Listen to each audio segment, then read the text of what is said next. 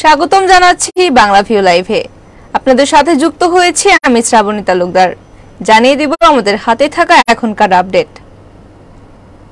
সিলেটে যখন প্রায় প্রতি ঘন্টায় হচ্ছে লোডশেডিং, বিদ্যুৎ বিভ্রাট চরম ভোগান্তিতে, এবং এই চরম ভোগান্তিতে পড়েছেন সিলেটের বিক্রয় ও বিতরণ বিভাগ 2 এর গ্রাহকরা।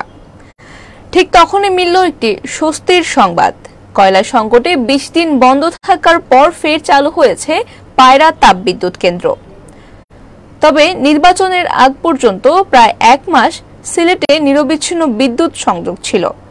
নির্বাচনের পরদিন থেকে অর্থাৎ 22 জুন থেকে আবারও 1 ঘন্টা পরপরই লোডশেডিং হচ্ছে।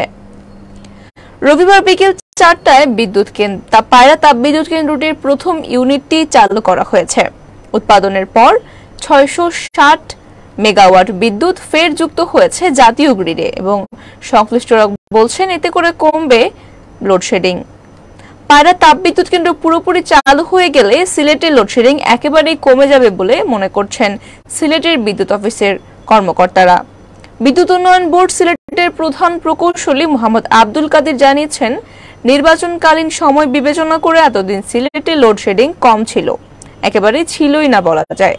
সিলেটে বর্তমানে বিদ্যুতের চাহিদা রয়েছে 660 মেগাওয়াটের মতো, তবে পাওয়া যাচ্ছে 500 মেগাওয়াট, যে কারণে লোডশেডিং করা হচ্ছে। লোডশেডিং করে সরবরাহের সাথে চাহিদার একটি সংযোগ তৈরি করা হচ্ছে। আজ থেকে পায়রা তাপবিদ্যুৎ কেন্দ্রের একটি ইউনিট চালু হয়ে গিয়েছে, তবে জাতীয় গ্রিডে এই বিদ্যুৎ এখনো যুক্ত হয়নি। পায়রা বিদ্যুৎ কেন্দ্র পুরোপুরি চালু হয়ে গেলে সিলেটের লোডশেডিং কমে যাবে আগের মতোই। উল্লেখ্য, ডলার সংকটে কয়লা আমদানি না হওয়ায় 25 মে পায়রা তাপবিদ্যুৎ কেন্দ্রের প্রথম ইউনিটটি বন্ধ হয়ে যায়। দ্বিতীয় ইউনিটটিতে চলছিল। তারপর 5 জুন কয়লা সংকট তীব্র হওয়ার কারণে দ্বিতীয় ইউনিটটিও বন্ধ হয়ে গিয়েছিল। পায়রা তাপবিদ্যুৎ কেন্দ্র বন্ধ হওয়ার পর থেকেই সিলেট সহ সারা দেশে বেড়েছে লোডশেডিং। রাজধানী ঢাকাতেও 1 ঘন্টা পরপর লোডশেডিং হচ্ছে, এবং নতুন করে কয়লা আমদানির জন্য $100 মিলিয়ন এলসি খোলা হয়েছে। এরপর 23 জুন মধ্যরাতে ইন্দোনেশিয়া থেকে 41,207 মেট্রিক টন কয়লা নিয়ে একটি জাহাজ রওনা করে, এবং বৃহস্পতিবার বাংলাদেশ জলসীমায় নোঙর করে মার্শাল আইল্যান্ডের পতাকাবাহী জাহাজ এমভি অ্যাথেনা। এবং এই জাহাজটি পৌঁছার পরেই কয়লা সংকট দূর হয়েছে, এবং 41,207 মেট্রিক টন কয়লা এসে বাংলাদেশে পৌঁছেছে।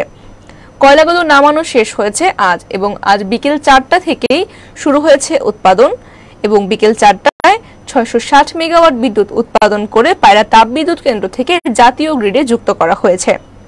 এবং সংশ্লিষ্টরা মনে করছেন, জাতীয় গ্রিড থেকে সরবরাহ করা হলে এবং দ্বিতীয় ইউনিটটিও চালু হয়ে যাওয়ার পর সিলেটে একেবারে লোডশেডিং কমে যাবে। সুপ্রিয় দর্শক শ্রোতা, জানিয়ে দেওয়ার চেষ্টা করছিলাম আমাদের হাতে থাকা এখনকার আপডেট। এতক্ষণ সাথে থাকার জন্য সকলকে ধন্যবাদ। সর্বশেষ আপডেট সবার আগে পেতে যুক্ত থাকুন বাংলাভিউর সাথে। আপনার ভালো লাগা, খারাপ লাগা এবং যে কোনো ধরনের পরামর্শ থাকলে জানিয়ে দিন মন্তব্যের মাধ্যমে।